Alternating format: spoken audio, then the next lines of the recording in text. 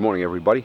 This is Mr. Silvera here, principal of Joseph Case Junior High School, with Backyard Enrichment video number 37, coming to you from the woods here in my backyard in Swansea, one of my favorite places to be on a morning like this. I saw the sun shining, looked like a fantastic day. I came out here without my jacket, and it's a little chilly still, but there's guarantee that is going to warm up nicely later on today, and I think I can get through my backyard enrichment video with just my t-shirt here. Start this video today with a shout out of appreciation, as we do all of our backyard enrichment videos. Today I'd like to recognize Mrs. LePage. Mrs. LePage is a 6th grade reading teacher. She is our leadership advisor, and in her role she helps us out with a great many things. Mrs. LePage is in the 6th grade section all day, so I see her all day long. She's always been very helpful with anything we need at the school, and there for us for all events and anything that we need, and does a wonderful job with our 6th grade students. And we appreciate you today, Mrs. LePage, for all you do for our students, for our school. We appreciate you. So yesterday, again, very nice weather day. We were able to get our work done. It's another busy day, but in the afternoon we went back to work on that deck, and we're just about done, and the finished product we will have really soon. I'll make sure I show you that when it's all complete. After dinner, it was so nice out, we wanted to get back outside, and we did something we haven't done for a little while. We played some football, which is fun, good way to get some exercise and throw the ball around. It's not fall, but I guess football is good any time of year. For our backyard enrichment video today, as you've heard from a lot of our videos, we play a lot of wiffle ball in the yard, and a lot of times the ball goes in the woods. And when the ball goes in the woods, you have to be careful, because there is a plant that is somewhat dangerous in there, and if you're not careful, it can cause you some pretty significant problems. So let's take a look here at something in the woods, something that you want to stay away from. This is eastern poison ivy, Toxicodendron radicans.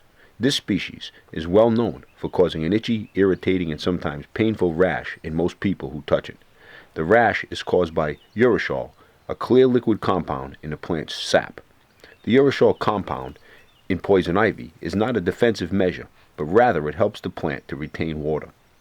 Poison ivy grows throughout much of North America, including the Canadian Maritime provinces, Quebec, Ontario, Manitoba, and all U.S. states east of the Rocky Mountains, as well in the mountainous areas of Mexico.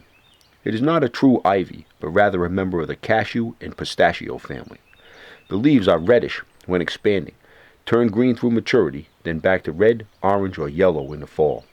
Each leaflet of 3 has a few or no teeth along its edge, and the leaf surface is smooth.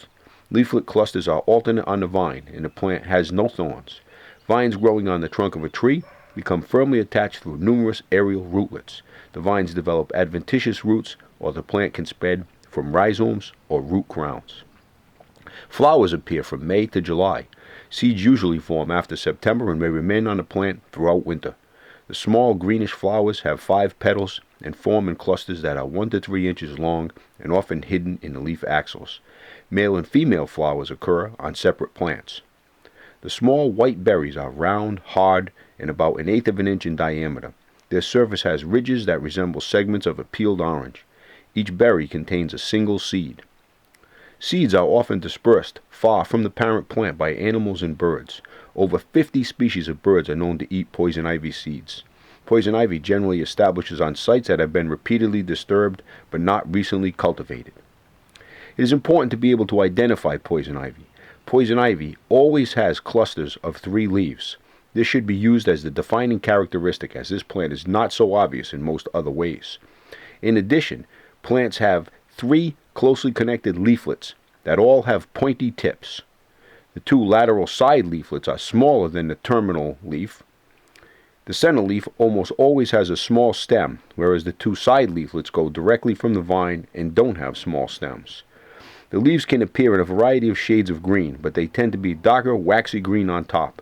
The underside of the leaves typically looks lighter in color and fuzzier. In the spring, the leaves are usually a bright green color. In the fall, they turn red or bright orange. The leaves will often have a shiny appearance to them, but don't rely on shininess alone as an indicator, especially if it has rained recently. There's a couple funny sayings that we hear about poison ivy. One that you often hear is, leaflets of three, let it be. We also hear, berries white, poisonous sight. So learn to identify the poison ivy plant and certainly stay away. Well, that is our backyard enrichment video for today. I hope that you enjoyed it. I hope you learned something valuable, because you don't want anything to do with that poison ivy. Not very nice stuff. Last year, searching for a wiffle ball, I contacted some poison ivy and got a little rash on my foot there. Right around the 4th of July, that it wasn't a heck of a lot of fun. So get out there in the yard today, have some fun, enjoy this fantastic weather. As we always say, we are all Cardinals. We're all in this together. Thanks, everybody. Have a great day.